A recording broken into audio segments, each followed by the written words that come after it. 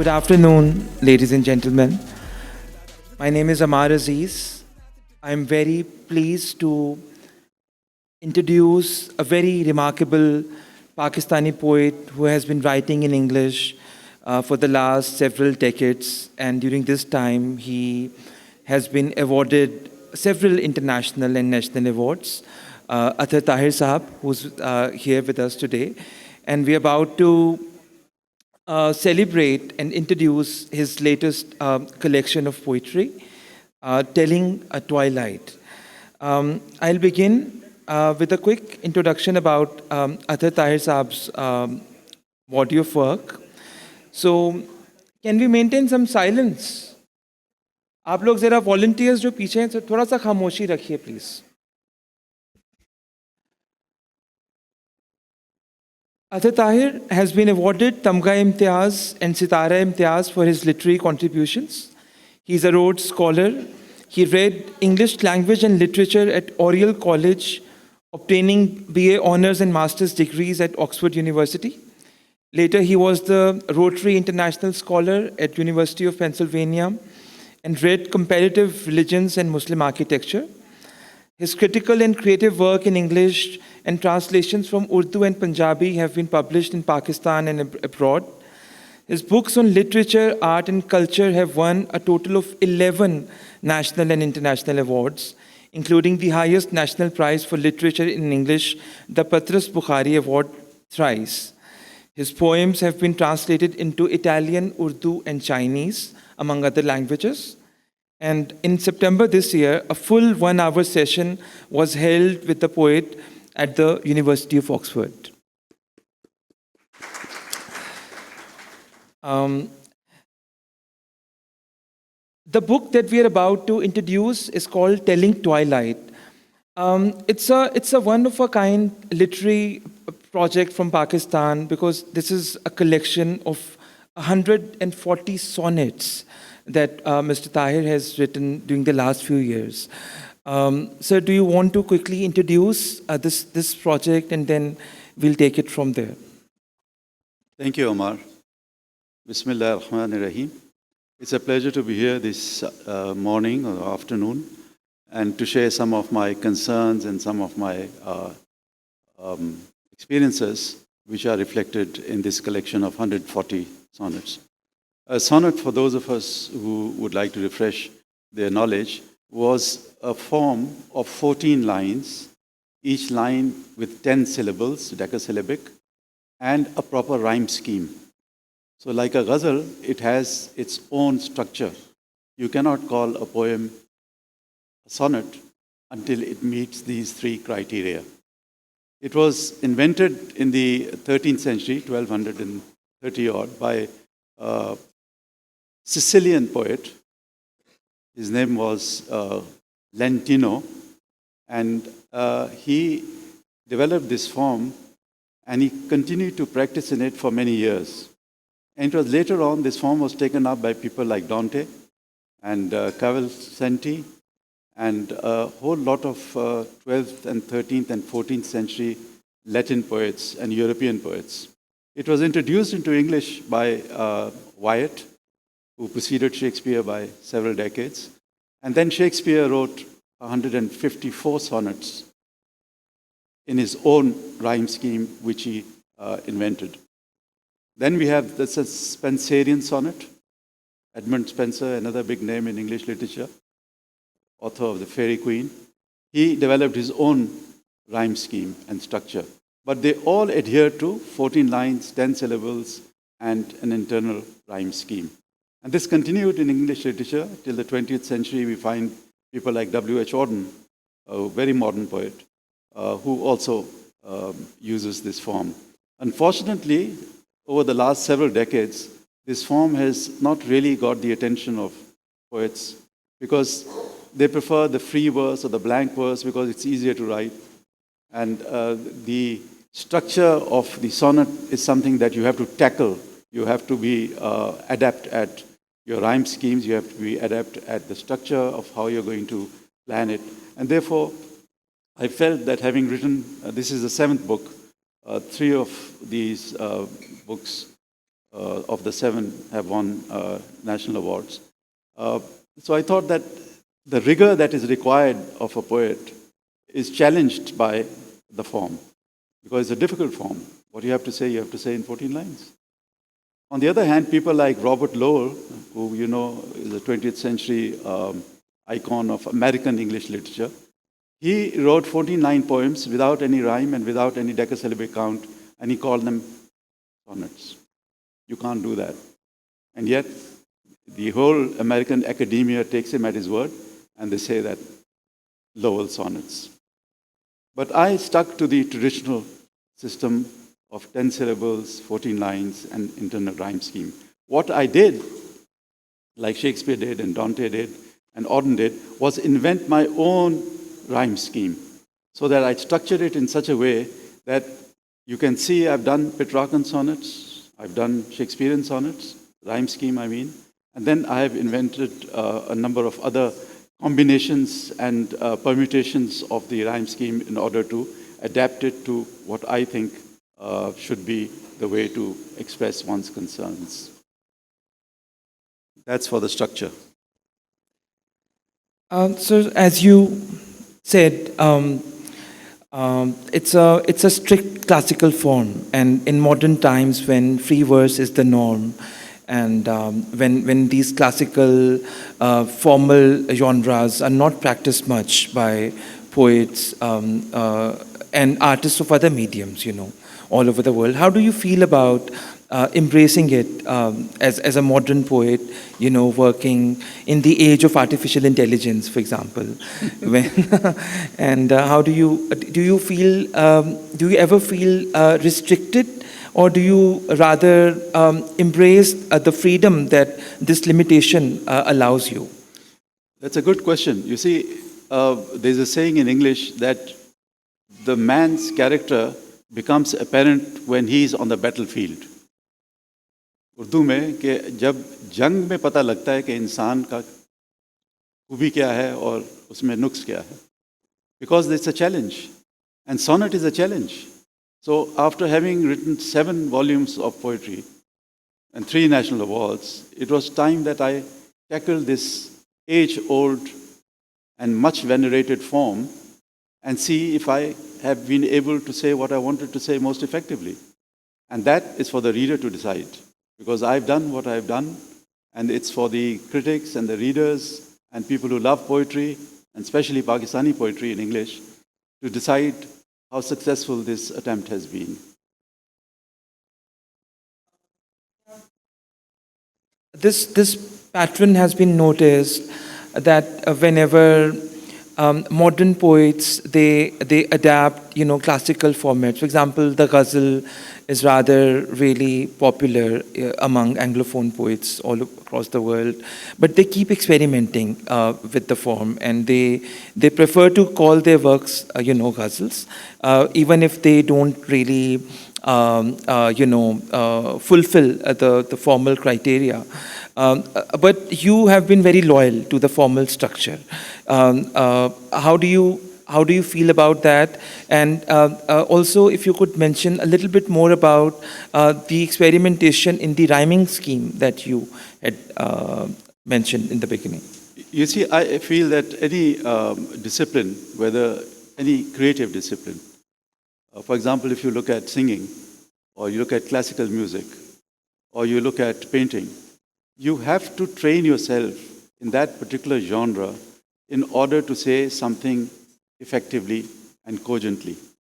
If you do not practice the classical ragas and the notes that you have to memorize in order to understand how to articulate those ragas, then you are missing something. So the grounding is very important. Picasso, before he began to break the surface of a painting into various surfaces, into various facets, the rise of Cubism, as you know, was a very fine draftsman, was a very fine person, a person who could draw very well. At the age of 7, he painted a crow which seemed so realistic that it seemed it just come to settle on a branch and was about to take off again. at the age of 7, because he had gone through the rigor of classical training and he knew how to draw, and therefore he could then very intelligently break up that realistic image and create a cubistic image out of it. So this rigor is what is important, which unfortunately we do not see much in 20th century and 21st century poetry. And the reason for that is that people like, as I was telling Amar, people like T.S. Eliot, who write free verse, blank verse. And that opened the floodgates of people who could push through it, who did not have half the talent of T.S. Eliot had, and call it poetry, that this is a poem. So what the structure does is it enforces you to concentrate on what your real concern is within the parameters of the 14 lines. And that in itself is a challenge. What I did as far as the rhyme scheme is concerned, that in some of the sonnets, I've done Petrarchan sonnet rhyme schemes, I've done Shakespearean sonnet rhyme schemes, but then I combined the two as well. And if you look at the footnotes in this book, you will find that I've detailed the rhyme scheme and the changes that I've created and amalgamated. Secondly, what I've done is that in the 2 poems, I have had a rhyme scheme which is just one. It goes A, right through to the 14. And then another sonnet, I've done A, B, like a couplet, like a ghazal couplet. It goes A, B, 7 couplets. So what I tried to do was that not only play with the rhyme scheme, but retain the 3 important aspects of the sonnet. The rhyme scheme, the 14 lines, and then decasyllabic. So this is what Shakespeare did. He took Petrarchan's sonnet and changed the rhyme scheme. Similarly, this is what Spenser did. He took the Italian model and changed it and used it in his poetry. So that liberty is there, that you have a structure in which you can change the rhyme scheme, but you cannot change the other 2, which is 10 syllables and 14 lines. Because the structure has to be contained within those 14 lines.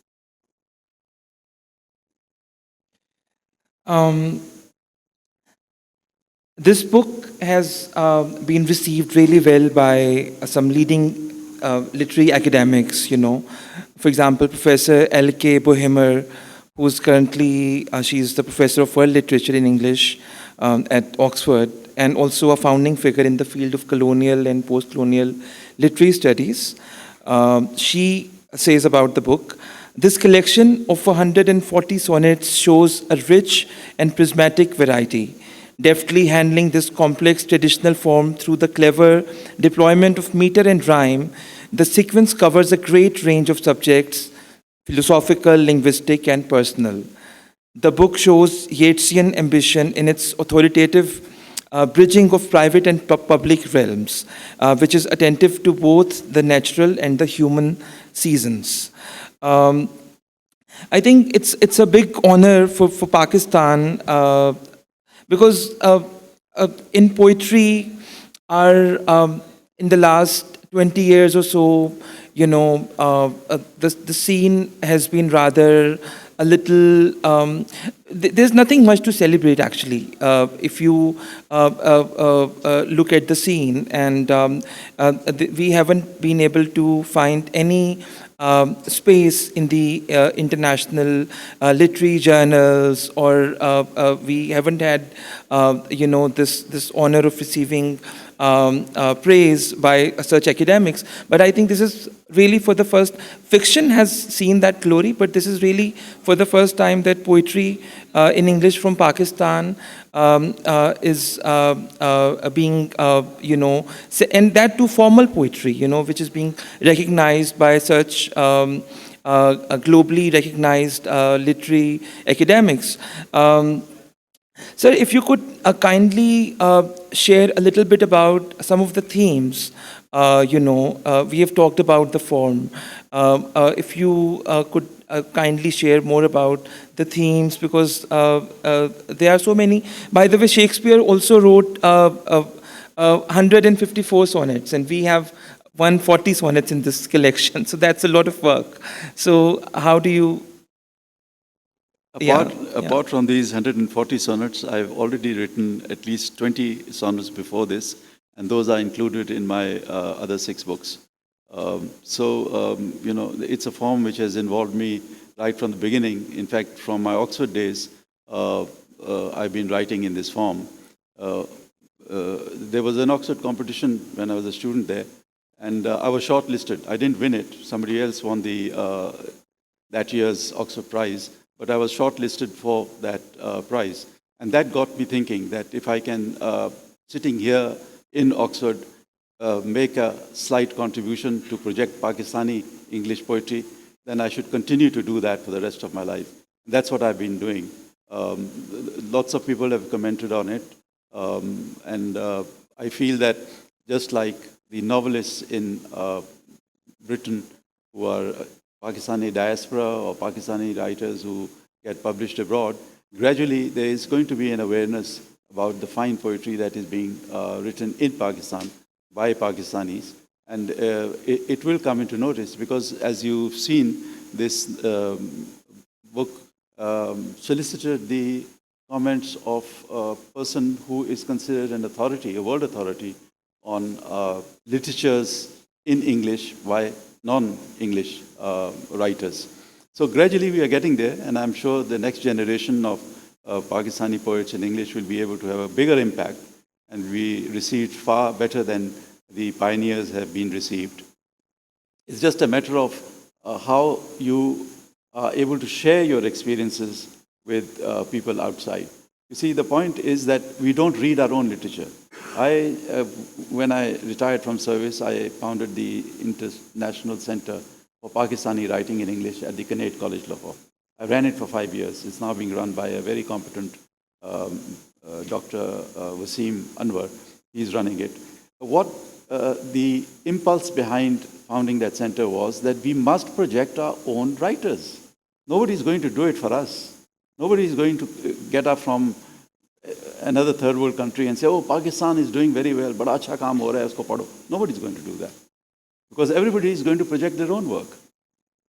And so it's important that we get into these international fora, start speaking out, start reading out our work, so that people begin to see that, yes, apart from the novel, which Pakistanis have done very well in, there is also a very strong tradition of poetry. So that is important.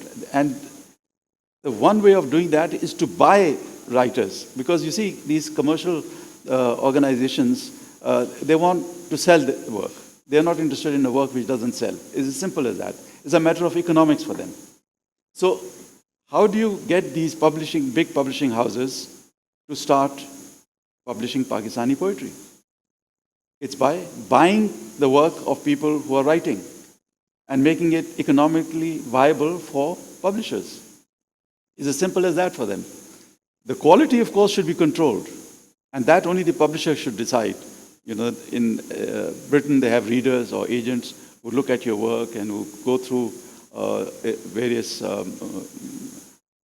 criteria to see if this work is worth its while or not. So that is something separate, but initially it must be written by Pakistanis. It must be bought and published by Pakistanis.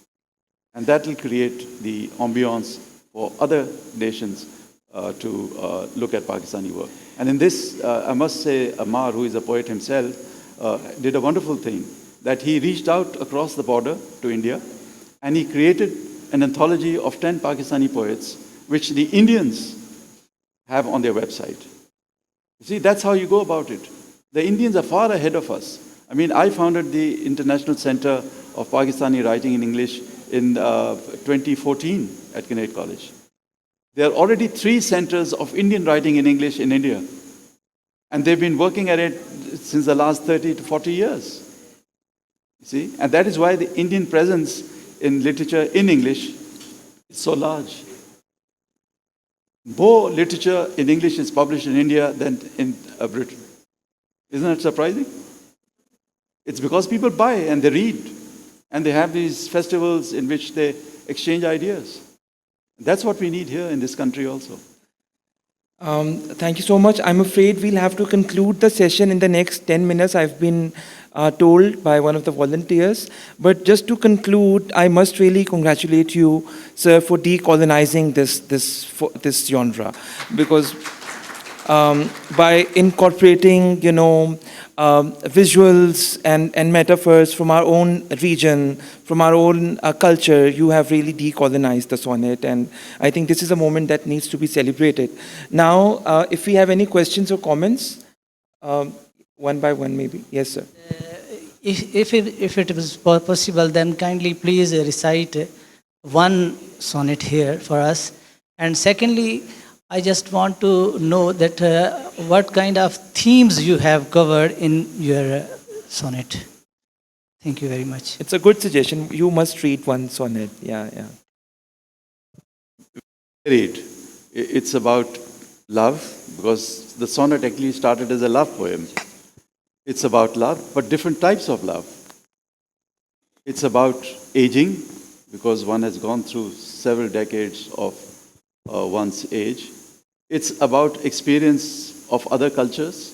It's about your whole experience and emotional spectrum. So it's in 140 sonnets, a lot of themes have been covered. There is one sonnet in which I compare myself to a Chinese poet, Du Fu, who was considered one of the two greatest Chinese poets, and it's sort of a friendly dig at him. So I think I'll read that today. This is Du Fu.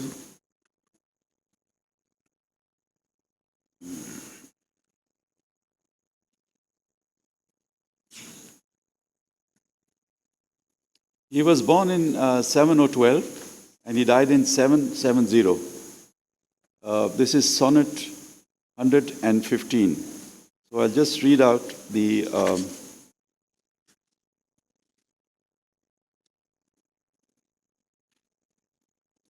sonnet 115. Du Fu is one of the two greatest poets in Chinese literature, a junior contemporary of the other greatest poet, Li Po. He lived during the turbulent period of the Tang dynasty, 618 to 906 of the Common Era. The period of this dynasty is considered a golden age of Chinese art and culture. The sonnet weaves common and contrasting elements of two poets, him and myself. The Pakistani poet was a civil servant. Du Fu failed the examination of civil service twice and did not make it to the august Chinese civil service. Du Fu lived through turbulent times when civil war was raging in the empire of the Tang dynasty.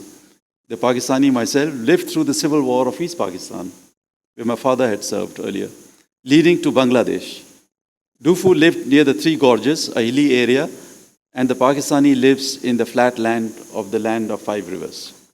Now, the sonnet goes like this, and has its own rhyme scheme.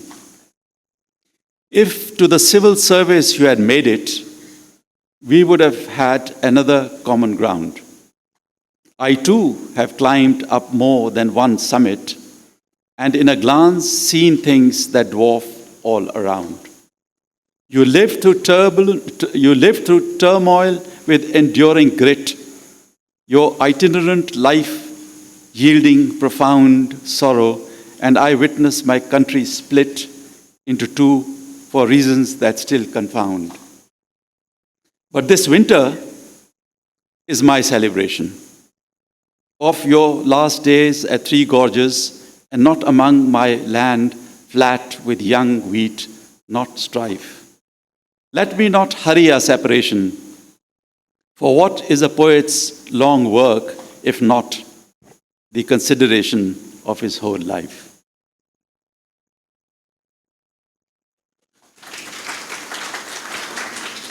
Yes, Beta. Assalamu alaikum. My question is that how do you decide themes or topics for your poems? And have you ever faced any challenges as a poet? How did I? How do I could That quite. have you ever faced any challenges as a poet? Faced any challenges As a poet? as a poet while writing these sonnets? That's the question? Yeah. Poetry itself is a challenge, beta, just as life is a challenge. Because if you do not rise up to the occasion, the challenge that is posed by poetry, and handle it the way you think you should or you could, then it's not worth writing. Challenge is always there. Even when you're writing blank verse and free verse, if you are really competent, like T.S. Eliot was, or Baudelaire was, the French poet, you make some sense out of it. But you have to be convinced that this challenge is something that satisfies you, that ultimately the product of that challenge is something that you are pleased with. And that you can only learn by reading a lot of great poets and understanding how they work. Because for a poet, for me, the biggest challenge, if at all you can call it that, it was how the other poets have been able to say what you want to say. You see, because I'm talking about the theme of love in these sonnets. And the theme of love has been perennial. It has been there forever and ever. But every poet has tried to address it in his own way. That is a challenge, that you bring something new and something original to whatever challenge that you want to face. I think the time's up. The book is available outside. It has been published by the University of Punjab, and I think there's a discount. So if you want to buy it, now is a good time. Thank you so much, Thank you. Atif Saab. Thank you all. Thank you. Thank you. Thank you very much for attending this session. The next session